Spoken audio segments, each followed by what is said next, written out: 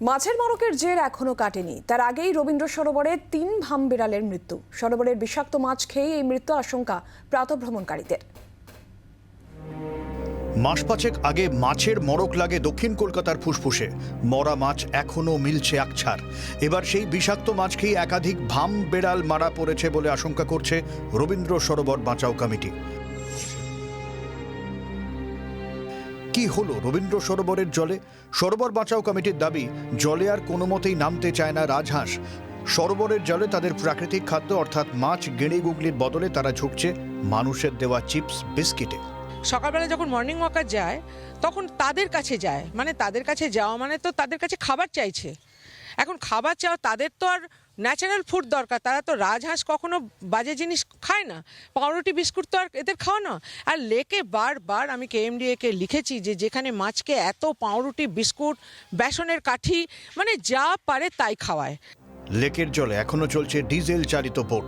পোড়া ডিজেল মিশে যাচ্ছে জলে, নষ্ট হচ্ছে প্রাকৃতিক ভারসাম্য। এর ফলে কি মারা যাচ্ছে বন্যপ্রাণ? দীর্ঘদিন ধরে এখানে মর্নিং ওয়াক করেন সিপিআইএম এর শতরূপ ঘোষ। তার উদ্বেগ, বন্যপ্রাণ নিয়ে যে ক্ষতির শুরু, তার প্রভাব মানুষের উপর পড়তে কতক্ষণ। এবং দেখুন, এটা সভ্যতার ইতিহাসে দেখা গেছে যে কোনো জায়গাতেই যখন মড়ক লেগেছে না, প্রথমে কিছু প্রাণীদের মৃতদেহ দিয়ে শুরু হয়েছে, তারপরে সেটা ক্রমশ মানুষের মৃতদেহের দিকে গেছে।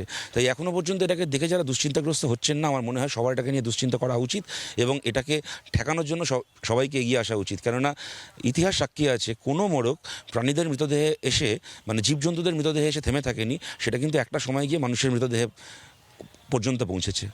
জলে প্লাস্টিকের পরিমাণ দেখুন, এটা তো বলার কিছু নেই, ওখানে বড় বড় করে লিখেও দিয়েছে। কিন্তু আমরা নিজেরা যদি সেভাবে নিজেদের অ্যালার্ট না করতে পারি তাহলে আমরাই করছি।